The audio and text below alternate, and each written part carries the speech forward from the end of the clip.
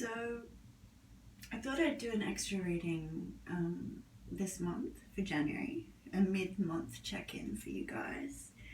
And I'm just pulling some cards again from the deck I used last time, the Archetypes deck by Kim Kranz. So as I did last time, I'm still learning this deck, and I thought, well, while I practice, I may as well film it for you guys, so you know, we can grow together as a channel, and yeah, hopefully you guys get something out of this. So first, I already started shuffling because I was doing this for myself, and then I realized that perhaps I should maybe film it. So I've already got the cards out here for you, but I haven't gone through them yet, so I thought we might do that together. Now, when I shuffled, at the bottom of the deck, I had this card, the One. And I felt really called to just like hold it close. You're gonna think I'm crazy now, but I just focused on the center, and allowed my eyes to soften. I don't know if you guys ever had those 3D books when you were a kid where you'd look at the images on the page and you'd like soften your gaze and look through it beyond the page, and suddenly these 3D images would just sort of pop out at you, and once you tried to focus on it, it'd disappear and it'd just turn into a bunch of geometric shapes on the page again. But then when you softened your gaze again, the 3D shape would almost come out of the page and come to life, and you'd see it in 3D. Well, I was trying to do that with this card, and you know, I was asking myself and my guides, who is the One? And I saw some faces start to form in there, but it'll be different for all of us. So I'm just gonna let you guys do that too. So if you'd like to, just pause the video if you can. Move it to the side in case that little pause symbol's in the center there, so that you can take a screenshot of this and then zoom in on it and do the same thing for yourself, and just see if anything emerges for you. Oh wow. And this is just finding this now. So underneath, what's hidden underneath this card is the heart.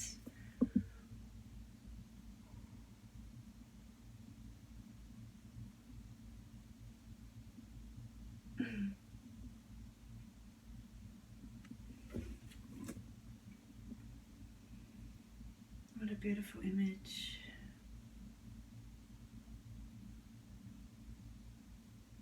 Wow. Okay. Now, the other cards that came out as well, we had, first was the Pilgrim.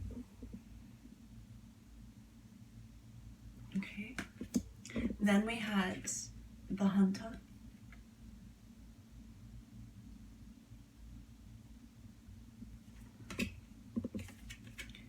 The Vow.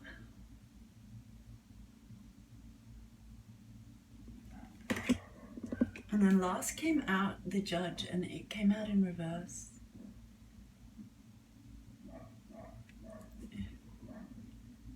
Okay, so we're going to take a look at these cards together, and I'm going to, you know, see what messages come through at the same time. Oh, sorry about the noise in the background. But to begin with, I'm going to go through the book and see what ones sort of pop out first for me. Okay, so right, the first one that I've stumbled across is the meaning of this one, the Judge. And this was the one that came out in reverse, okay? So, I'll try and use my balancing skills and continue to hold it up for you to look at while I read. So, does it say,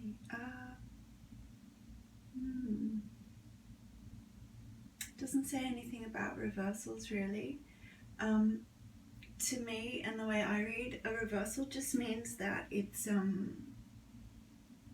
either the opposite of what the card says is happening, or it's already happened. So it's like it's done, it's turned upside down, it's finished with, it's already happened.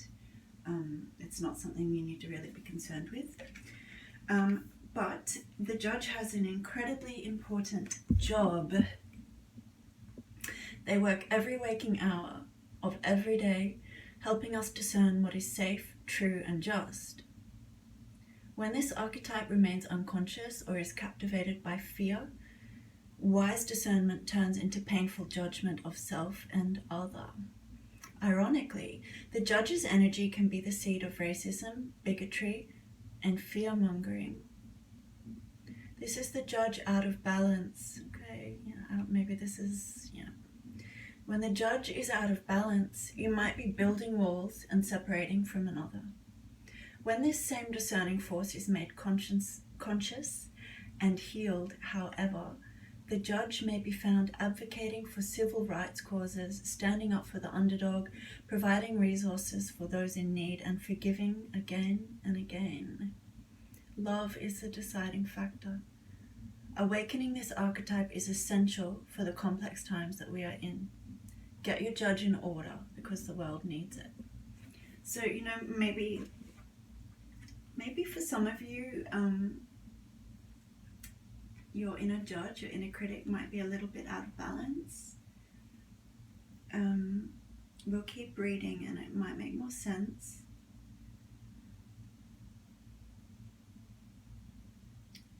The image is a little bit, it's a little bit upsetting to me. I don't know, it feels a little bit dark. That's why I'm glad maybe the dark times are gone, all that judging, being critiqued by someone and deciding things. It's just maybe that's not happening anymore. Let's go further. I feel like I'm just going on about something no one really gives a shit about right now. Okay, we've got the Hunter. Okay, this is really strange that I just happened to be finding them backwards from as they came out in the reading, because the judge one came out last when I pulled the cards, but I found it first in the book, and then the Hunter, came out second, and then now I'm finding it second. So this is an amazing card. I've been really, really, really, really wanting to go and ride a horse lately. I just feel like I really need to be near horses. I need to ride one. I need to have that connection. It reminds me a lot of my childhood. I grew up around horses. My grandfather had a farm and my cousin had a horse, and she'd take me bareback riding. I've ridden horses, camels, elephants, always respectfully. I've never harmed an animal. They've always wanted me to ride them, if that makes sense. I've checked with the animal before I've ever hopped on, and I've made sure that they want me to, and that it's beneficial for them to have that time with me, and that's transference of energy between us. The elephant I rode, I wouldn't recommend that people go to countries and pay money to ride elephants, because it's quite abusive. But in this instance, this female elephant and I, we really had a really strong connection. It was a huge honor that she asked me to hop on her back, and there was no what do you call it, thing to sit on. It's nothing to sit on.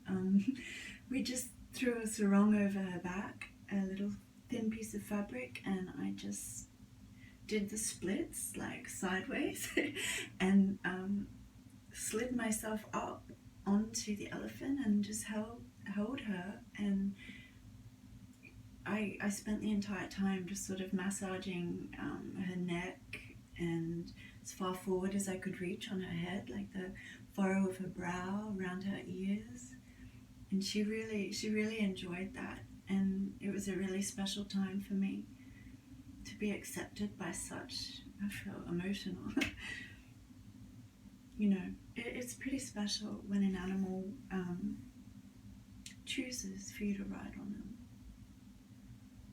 Not you forcing yourself on them. It's a very different experience. Anyway, back to the cards. The Hunter. Okay. So let's see what this says. I'll try and remember to hold it up. Okay. The Seeker, the Pursuer, and the Predator. The hunter hunts. They are on a precise mission with an aim. To return home empty-handed would be to fail, which is not an option in the hunter's eye. This archetype will journey far and wide, seeking the prize that calls to its heart or its stomach. Tales of bravery and feats of strength often result, creating a life full of adventure. That sounds pretty good. The hunter is skillful, quick, decisive, and results-oriented, like the great hunting goddess Artemis, who carries her quiver upon her back. The hunter typically has a weapon of choice.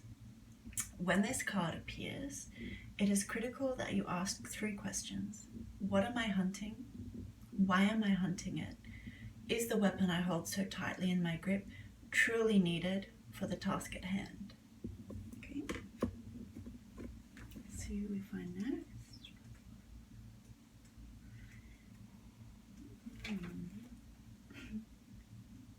Okay. Sorry guys, I already explained it. I'm learning. I'm sure you don't mind. Oh, okay. Here we go. The first card, the 1, right? XXX, triple X, the 1. That sounds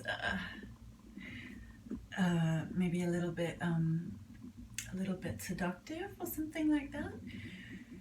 But this says the 1 means non-duality, one love, unus mundus. I'm not sure, I don't speak Latin. Our ability to experience this archetype firsthand is limited. It comes in brief and potent moments that we are left to savor for a lifetime. The 1 is both the energy that unites all living beings and our capacity to sense this intimate union. This archetype eludes us most of our lives, appearing as a concept in a distant galaxy. Yet, when we are in the midst of its power, a solemn reverence falls across all the land. We glimpse ourselves in the vastness of all consciousness and are neither small nor large within that field. We are neither important nor unimportant.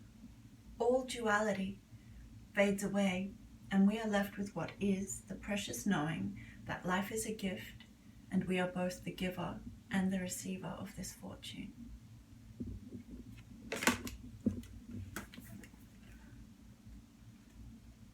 Okay, and what came out next, straight under it, remember? Okay, so I'm being shown the heart now. It's such a beautiful image. The little boat in the middle, you know, you guys know I love the ocean, I love the water. It's my happy place. I'm a water sign, I'm a Scorpio, so the water is what heals me. Now the heart says the home, the center, and the throne. It is possible from an imaginal, okay. It is possible from an imaginal point of view to sense the heart as a place. Either we are there within the realm of expansion and compassion, or we have drifted somewhere else. There is no in between. It is common for us to leave this archetypal center without realizing it, as the world, with its seductive twists and turns, that's that word seduction I just used as I picked it up, okay, offers us frequent departure. We may even become a stranger to the landscape of the heart, leaving it vacant for long stretches of time. The seat of the heart is often reclaimed by nature, music, dance, and the presence of children or animals. We were talking about that just before too. This card encourages us to move past the layers of life's tangles and knots and enter the wild and sacred center of the self. The most precious throne in the galaxy is awaiting your return. I am not looking at the correct place. I am sorry. Where's the camera? I've turned the phone the other way, but anyway, bear with me. I'm not nuts. I just don't know where the camera hole is. Some say there is a cave at the center of the heart.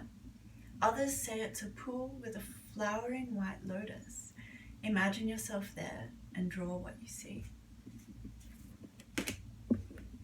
There's just one last card for us to look at, and I'm just finding that one now.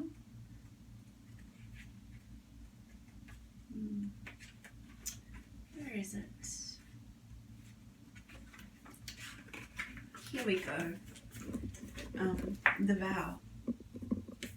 So that was this card here. Okay, so the vow speaks about the promise, the oath, and the contract. When the vow is spoken, the air shifts, karmic ties are formed, and destiny tilts on its axis. Our words and intentions have immense power. There is a reason the great mythic stories of our past often include the recitation of oaths and the mixing of drops of blood as a mark of union. The tricky part is that reciting the vow, no matter how casually, activates the external and unseen forces of the world. The ancestors bear witness. The laws of nature respond. These promises cannot be unsaid or forgotten, so breaking them can leave lingering complexities and loose ends. This card calls us to acknowledge the vow we are living by consciously or unconsciously, and either recommit to it or create a ritual that signifies its closure. You've been underestimating the power of your promises.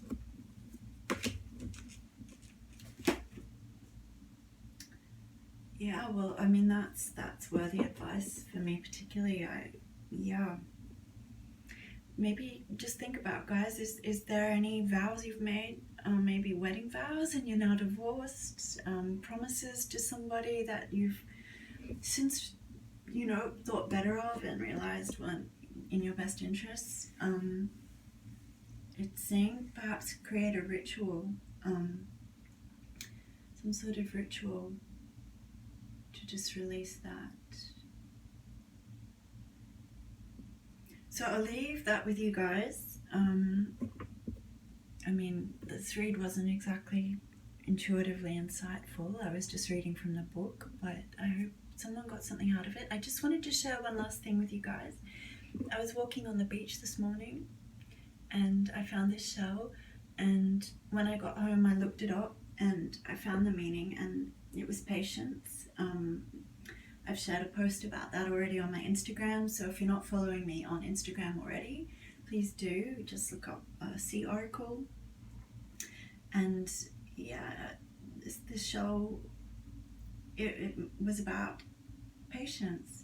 And the strange and pretty cool thing was that the exact moment that I saw it on the sand and I picked it up, I was singing along to a song that a friend had sent me last night, and the title of the song that they'd sent me, it was called Patience. So I'm feeling some pretty strong signs that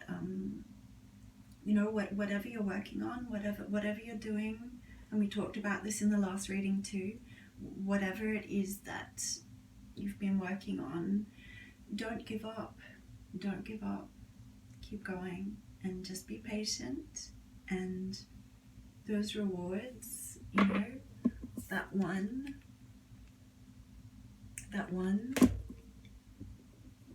I think it's coming. Okay.